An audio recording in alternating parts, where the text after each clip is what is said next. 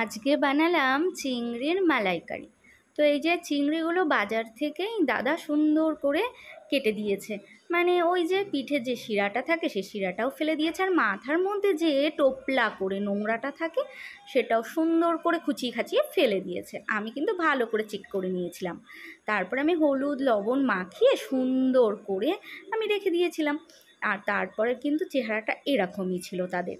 তো এইবার দেখি যে কী কী লাগবে। এই যে টমেটো, পেঁয়াজ আর 3টে শুকনো লঙ্কা আর একটুখানি আদা, আর লাগবে নারকেলের দুধ। তো আমি তো ছড়িয়ে ছিটিয়ে নিয়ে বসে পড়েছি। আর এদিকে দেখো মিক্সারে একটু গরম জল দিয়ে নারকেলের দুধটা কিন্তু আমি সুন্দর করে মিক্সিতে পেস্ট করে ছেঁকে নেব। দেখাচ্ছি, ছাঁকাটাও তোমাদের দেখাবো। তার আগে একটু চিংড়িগুলো বসিয়ে নিই। এই সময় একটু ছিটে ছিটে আসছিল গায়ে, তাই না, একটু ভয় লাগে জানো তো, একটু দূরে দূরে চলে যাচ্ছিলাম। এক হাতে এই সময় আমার ছিল মোবাইল, আর এক হাতে আমি চিংড়ি দিচ্ছিলাম। তবে হ্যাঁ, চিংড়িটা বেশি ভাজবো না, চিংড়িটা একদম কম, মানে যতটা কম সম্ভব ততটাই কম ভাজবো, একটু ঢেকে। কারণ চিংড়ি একটু কম ভাজা হলে নাকি যে ঝোলটা আমি বানাবো সেটা হবে নরম তুলতুলে মাছগুলো, আর খেতেও নাকি টেস্ট হয়।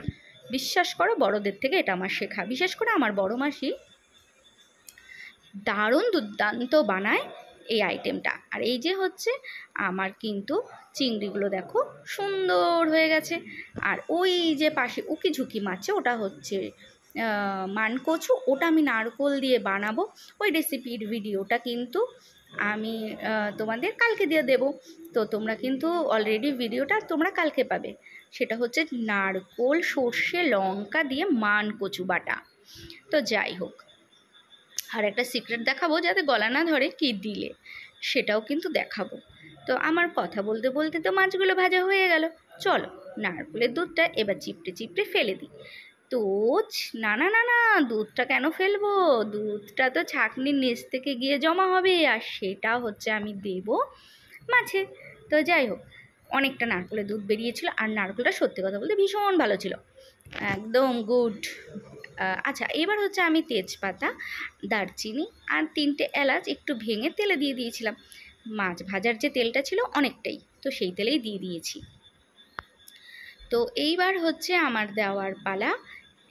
তোমাদের দেখাচ্ছি, টমেটো, পেঁয়াজ, আদা আর শুকনো লঙ্কা পেস্ট করে রেখেছিলাম, যেটা তোমাদের একদম শুরুতে দেখিয়েছি। এটাই আমি এবার তেলে দিয়ে দেব, আর দিয়ে সুন্দর করে কষানোর পালা।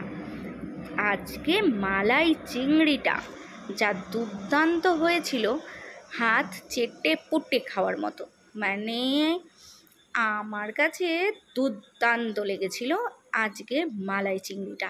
বিশ্বাস করবে না, খুবই টেস্টি হয়েছিল। তো ওই জন্য আমি ভাবলাম সবসময় খারাপ ভিডিও দেখাবো কেন, ভালোটাও তো দেখাতে হবে নাকি। তো এই যে কথা বলতে বলতে হলুদ আর লবণ দিয়ে দিয়েছি, সুন্দর করে কষা হতে হতে আরেকটু গল্প করে নিই। তো যাই হোক, বিশ্বাস করবে না, চিংড়ির মালাইকারিটা আমি করেছি বলে মনে পড়ছে না আমার, কখনো করেছি বলে মনে পড়ছে না। যাই হোক, যদি করে থাকি ভালো কথা। তবে আজকে যে মালাই চিংড়িটা আমি বানিয়েছিলাম খুবই সুন্দর হয়েছিল। এইটা কিন্তু আমি নকল করেছি আমার বড় মাসি শাশুড়ির কাছ থেকে। বিশ্বাস করবে না, যে কোনো অনুষ্ঠান আমার মাসি শাশুড়ি এটা বানায়, আর উফ কী টেস্ট কী টেস্ট। তো যাই হোক, কথা বলতে বলতে মশলা তো আমার কষে গেছে। আর ওই যে বললাম নারকেলের দুধ আমার অনেকটা হয়েছিল, সেই নারকেলের দুধটাই আমি সমস্তটা ঢেলে দিয়েছি। আর বিশ্বাস করবে না, নারকেলটা ছিল ভীষণ মিষ্টি। কেন জানো তো, আমি একটু খেয়ে দেখেছিলাম, এত মিষ্টি কি আর বলবো। আমি তো একটু ভাই রেখে দিয়েছি, কেন কি আমি রাতে মুড়ি ভেজে মুড়ি দিয়ে খাবো, দেখাবো, ওটাও তোমাদের দেখাবো। এইদিকে হচ্ছে দেখো, আমার কিন্তু ঝোলটা কিন্তু অনেকটাই সুন্দর, মানে একটু টেনে টেনে গেছে। তাই আমি দিয়ে দিলাম মাছ, আর মাছটা দেওয়ার পর তো অবশ্যই একটু ঢাকতে হবে, কারণ মাছের মধ্যে যাবে তো রসটা নাকি। তো এইবার হচ্ছে আমি একটু ঢেকে দেবো, নেড়ে চেড়ে সুন্দর করে। তো যাই হোক, বিশ্বাস করবে না, আজকে মাছের যে গ্রেভিটা হয়েছে তোমরা লাস্টে দেখবে আর তোমরাই বলবে যে সত্যি সুন্দর হয়েছে।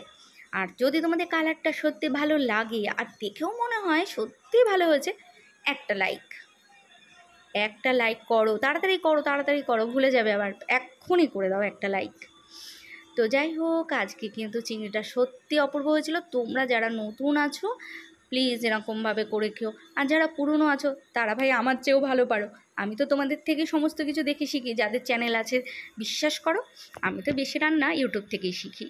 তো কথা বলতে বলতে তো মাছগুলো সমস্ত ওলট পালট করে দিচ্ছিলাম, আর এই সময় আমি মোবাইলের দিকে তাকিয়ে তাকিয়ে করছিলাম এই কোন মাছটা আবার উল্টালাম না গো, এই সময় জানো তো আমি আবার ভুলে গেছি। যাই হোক একটু আবার চেক করে নিলাম কোনটা আবার উল্টায়নি।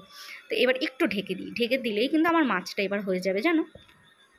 তো যাই হোক একটু পরে নামিয়ে দিলাম, আর দেখো কি সুন্দর হয়ে গেছে মাছটা, তাই না? তো যাই হোক এইবার হচ্ছে নামানোর পালা। আর একটু গ্রেভি গ্রেভি তো থাকবে, ভাত দিয়ে সবাই খাবে, ভালো লাগবে। এই দেখো লাস্ট পর্যন্ত নামিয়েছিলাম, আর কালারটা দুর্দান্ত হয়েছিল, খুব টেস্টি, খুব সুন্দর মাছটা হয়েছিল। তো তোমরা প্লিজ আমি বলবো এরকমভাবে মালাইকারি করো, আর চেটে পুটে সুন্দর করে মন ভরে দুপুরে গরম গরম ভাতের সাথে খাও। এই দারুণ দুর্দান্ত একটা রেসিপি চিংড়ির মালাইকারি।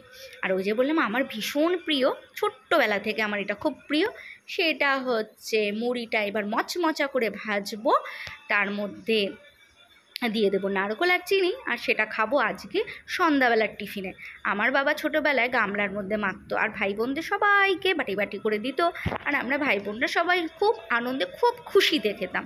কিন্তু এখন আর সেই খুশিটা নেই, খাই ঠিকই, ভাই বোনদেরও তো পাই না, বড় হয়ে গেছি আলাদা, তো একা একা খাই, সেই আর খুশিটা পাই না, খেতে হয় খাই।